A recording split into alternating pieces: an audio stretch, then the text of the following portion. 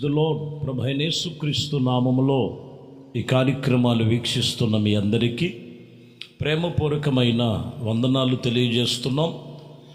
మరి దేవుని వాక్యములో పరిశుద్ధ గ్రంథము యెషయా గ్రంథములో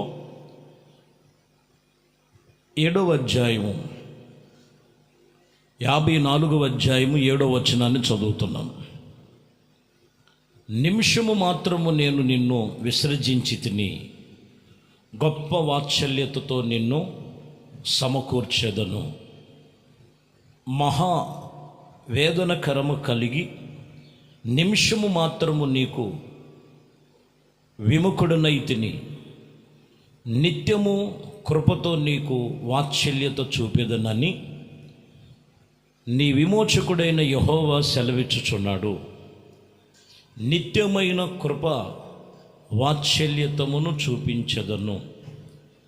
ఈ వాక్యములో నిత్యమైన కృపతో నీకు వాత్సల్యత చూపించున్నాను. దేవుడు వాక్యము చెబుతున్న మాట, ఆయన వాత్సల్యపూర్ణుడు, ఆయన వాత్సల్యతను చూపించువాడు.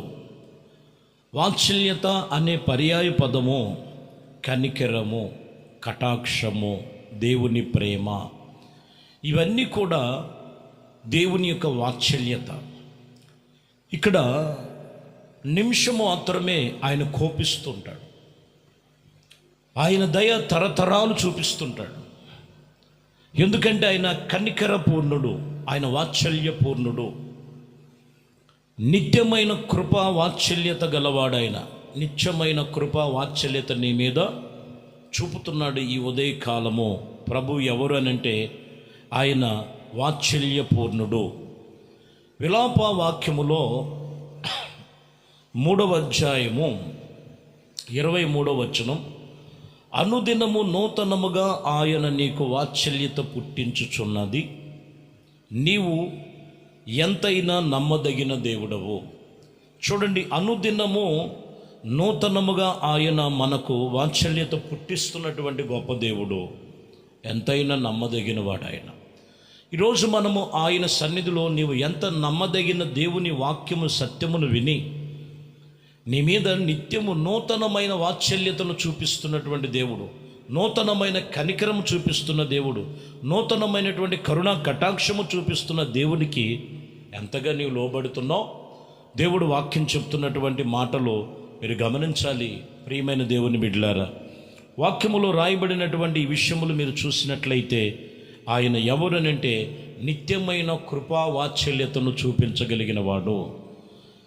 హబక్కూకు గ్రంథములో 3వ అధ్యాయములో 2వ వచనాన్ని మనం చదువుతున్నాం. యెహోవా నిన్ను గూర్చి వార్త విని నేను భయము పడుచున్నాను. యెహోవా, సంవత్సరములు జరుగుచూ ఉండగా నీ కార్యములు నూతనపరచుము, సంవత్సరములు జరుగుచూ ఉండగా దానిని తెలియచేయము, కోపించుచూనే వాత్సల్యతను జ్ఞాపకము తెచ్చుకొనుము. ఇక్కడ గమనించినట్లయితే సంవత్సరాలు జరుగుచూ ఉండగా ఆయన వాత్సల్యపూర్ణుడుగా కోపించుచూనే ఆయన కార్యములు నూతనపరచుచున్నాడు. ఆయన కోపించుచూనే వాత్సల్యతను చూపిస్తూ జ్ఞానమును వివేకమును కలుగు చేస్తున్న దేవుడు ఆయన. ఆయన ఎవరినంటే ఆయన కార్యములు నూతనపరిచే దేవుడు ఆయన. ఆయన నిన్ను వాత్సల్యతను చూపించి సంవత్సరాది మొదలుకొని సంవత్సరాంతం వరకు కూడా ఆయన కృపలో నిన్ను భద్రపరచగలిగిన దేవుడు ఆయన. కాబట్టి ప్రియమైన దేవుని బిడ్డలారా, ఆయన వాత్సల్యతను ఈ మీద చూపిస్తున్నారు. వాక్యము చెబుతున్నటువంటి ఆ మాటల ప్రకారముగా నువ్వు దేవుని యందు నిబంధన కలిగి నడుచుకునేటువంటి విషయంలో చాలా జాగ్రత్త. కీర్తనలో దావీదు రాసిన కీర్తనలు 30వ కీర్తన 5వ వచనములో, ఆయన కోపము నిమిషము మాత్రం ఉండెను, ఆయన దయ ఆయుష్కాలమంతా నిలుచును. సాయంకాలము ఇదిగో ఏడుపు వచ్చి, రాత్రి ఎండలి ఉదయమినే సంతోషము కలుగును. చూడండి, ఇక్కడ ఆయన కోపము నిమిషము మాత్రం ఉండును, ఆయన దయ ఆయుష్కాలమంతా ఉండును. చూడండి, దేవునికి ఎన్నిసార్లు కోపము రప్పించినటువంటి, దేవునికి ఇష్టం లేని పనులు చేసి ఉన్నారో వాక్యం చెప్తున్న మాట. ఆయన కోపము నిమిషము మాత్రమే ఉండడు, కానీ ఆయన వాత్సల్యత ఆయుష్కాలం, ఆయన దయ కనికరం. ఈరోజు దయగలిగినటువంటి దేవుని యందు నీవు దేవునికి ఇష్టలుగాను, దేవుని నమ్మదగిన వాడని, దేవునికి నీ హృదయమునిచ్చి దేవునితో నిబంధన కలిగి నడుచుకునేటువంటి అనుభవాలు నీలో ఉన్నాయా అనేది వాక్యము నిన్ను ప్రశ్నిస్తున్నప్పుడు, దేవుని వాక్యమును బట్టి నిన్ను నీవు ఆత్మీయతలో నన్ను ఆయన నిత్యమైన కృపతో ఆయన వాత్సల్యతను చూపించి ఆయన కరుణా కటాక్షము చేత ఆయన నింపుతున్నటువంటి గొప్ప దేవుడై ఉన్నాడని నువ్వు తెలుసుకోవలసినటువంటి సత్యం. యోవేలు గ్రంథములో 2వ అధ్యాయము 13వ వచనములో, మీ దేవుడైన యెహోవా కరుణా వాత్సల్యత గలవాడు, శాంతమూర్తి, అత్యున్నత కృపగలవాడై ఉండి తాను చేయనుద్దేశించిన కీడు చెయ్యక పశ్చాత్తాపపడి గనుక మీ వస్త్రములు కాక మీ హృదయములను చింపుకొనిడి ఆయన తట్టు తిరగండి. చూసారా, ఇక్కడ మీరు గమనించినట్లయితే ఆయన ఎవరు? కరుణా వాత్సల్యత కలిగిన వాడు. ఆయన ఎవరు? శాంతమూర్తి.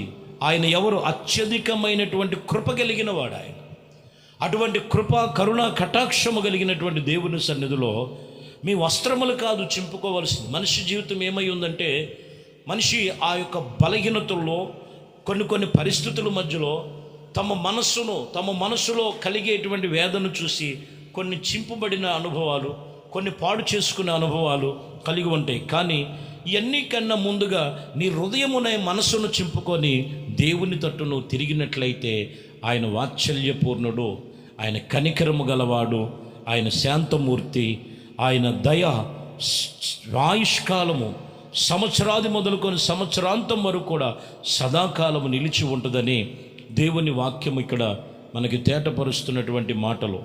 హోషేయ గ్రంథములో 14వ అధ్యాయములో 3వ వచనములో, అశూరీయుల చేతిలో రక్షణ నొందిన ఘోరము.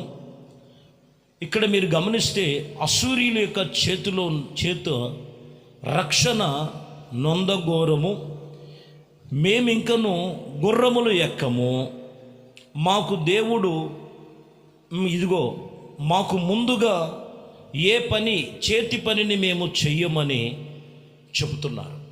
ఇక్కడ మీరు గమనించినట్లయితే ప్రజలైనటువంటి ఇశ్రాయేలు అశూరీయుల చేతిలో నుంచి మమ్మల్ని రక్షించాడేనా, మేము ఎక్కడ కూడా గుర్రము ఎక్కము, మా చేతులతో దేవుడికి విరోధమైనవి మేము ఇంకా చేయమని వారు నిబంధన చేసుకుంటున్నారండి.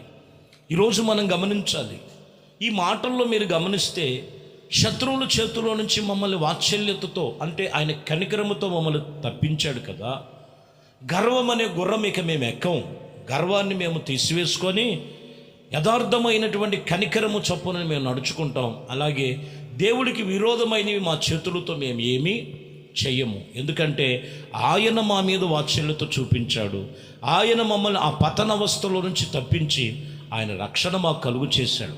ఈరోజు దేవుని సన్నిధిలో నిబంధన చేసుకో, అయ్యా నేను విరోధముగా నీకేం చేశానో, విరోధంగా నేను ఎలా నడుచుకున్నాను, ఎక్కడ విరోధముగా నేను ప్రవర్తించాను. ఇక్కడ ప్రజలు అక్కడ ప్రభు సన్నిధిలో తీర్మానం చేసుకుంటూ ఉండగా వారి మీద కనికరము చూపించినట్లుగా, వాత్సల్యతను పొందుకున్నట్లుగా రాయబడింది. ఈరోజు నీ జీవితంలో ఒక నూతనమైనటువంటి కార్యాలు, నూతనమైన వాత్సల్యత నీలో పుట్టాలంటే ప్రభునందు ఇదిగో ఏ బలహీనతలు ఉన్నాయో వాక్యము చెబుతున్న రీతిగా ఆ బలహీనతలు ఒప్పుకో, ప్రభు వైపు తిరుగు. ప్రభు నిన్ను అన్ని విషయములో ఆయన వాత్సల్యత, కృప, కరుణ, కటాక్షము చేత నిన్ను నిత్యమైన కృపతో ఆయన వాత్సల్యతను చూపునుగాక. ప్రార్థన చేద్దాం. మహాపరిశుద్ధుడా, ప్రేమ స్వరూపి, దయగలిగిన మా ప్రభువా, మీ ఘనమైన శ్రేష్టమైన నామానికి స్తోత్రాలు స్తుతులు చెల్లిస్తున్నాం. మీ కృపా దయా సంకల్పమును బట్టి ఈ ఉదయకాలమే మీ వాక్యం వింటున్నటువంటి ప్రతి ఒక్కరిని మీ కనికరము చొప్పున వాత్సల్యతను చూపించండి. నిత్యమైన కృపా వాత్సల్యత గలవాడవు నీవు. ఎవరైతే మీకు దూరాన ఉన్నారో, ఎవరైతే మీ వాక్యానికి దూరమవుతున్నారో, సంఘానికి దూరమవుతున్నారో, ప్రార్థనకు దూరమున్నారో, ఆత్మీయతకు దూరముగా ఉన్నారు, వారి మీద కనికరమును చూపించి తిరిగి సంఘములో, సహవాసములో దేవుని యందు భయభక్తులు కలిగి జీవించే జీవితం ప్రతి ఒక్కరికి దయచేయమని, ఘనత, మహిమ, ప్రభావాలు మీకే పొందుకోమని నజరేయుడైన యేసు క్రీస్తు నామములో ప్రార్థించి వేడుకొనుచున్నాము తండ్రి, ఆమేన్. ప్రభు మిమ్మల్ని దీవించి ఆశీర్వదించునుగాక. ఆమేన్.